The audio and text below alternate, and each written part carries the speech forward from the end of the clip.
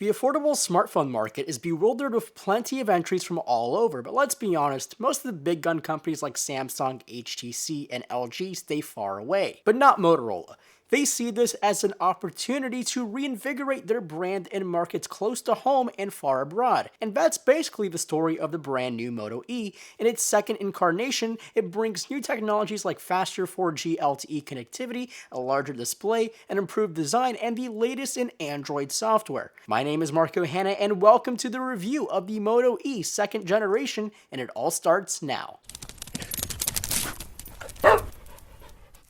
Motorola's design language is fairly clear through all their products, and I have to give credit to them for keeping the language very similar across their product range of low-end to premium handsets. It's definitely a textbook approach to design, but there's plenty of attention to detail even here on a handset that costs no more than $130. Overall, the Moto E has grown quite a bit both in length and width. It now houses a 4.5-inch display, although it has the same QHD display resolution, and for those who don't quite remember that resolution, the numbers are 960 by 540. Sadly, this does decrease its pixels per inch slightly over the last generation Moto E. Instead, Motorola focused on the hardware inside and the user interface. First off, the hardware has been completely upgraded. The processor is now a 1.2 GHz quad-core Snapdragon 410 processor alongside 1 GB of RAM and the Adreno 306 GPU. This chip actually outperforms the Snapdragon 400 processor found on the larger and more expensive Moto E second generation. Next is the size of the battery. It's bigger, much bigger than the last generation phone,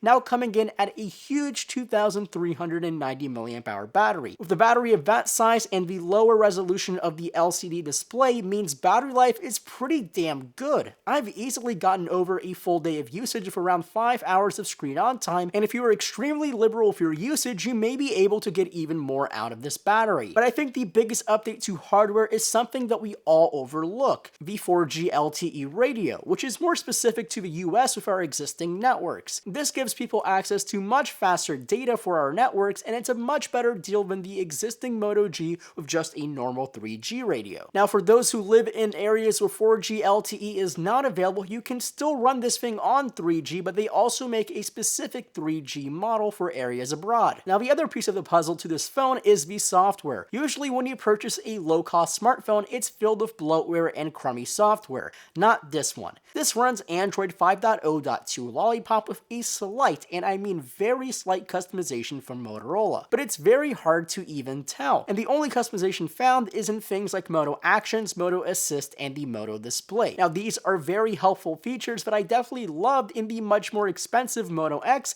and they are all here on the very, very affordable Moto E. The overall Lollipop experience is very untouched. It's smooth enough to be a daily driver even for someone like me. Now, this is no octa-core monster, but it will deal with your average applications like Facebook, Twitter, YouTube, and all of those will run perfectly fine. Now, you do run into a few issues when you head into Chrome, especially on content-rich sites like phonedog.com, for example, and it's definitely not a local problem for this phone. It happens to a lot of different phones, even very powerful devices as well. But overall, I'm very pleased by the everyday performance of this phone. Lastly, I have to mention the camera. It may be the worst part of this phone, but I think that's completely acceptable. We have a small 5 megapixel sensor camera on the rear and a hilariously small 0.3 megapixel front-facing camera on the front, which wasn't there last year. It's an oversight for sure, but again, think about how much this phone costs. It definitely fits the bill for one of the best, if not the best affordable smartphones around. I say buy this over the brand new Moto G second generation if you live in the States and can live with a smaller display and a lower resolution, but you get the same experience of software among a lot of other things. But let me know what you think of the Moto E down below in a comment. Would love to hear your thoughts. Make sure to subscribe to the channel and give this video a thumbs up, and as always, my name is Marco Hanna, and I'll catch you guys in the next video.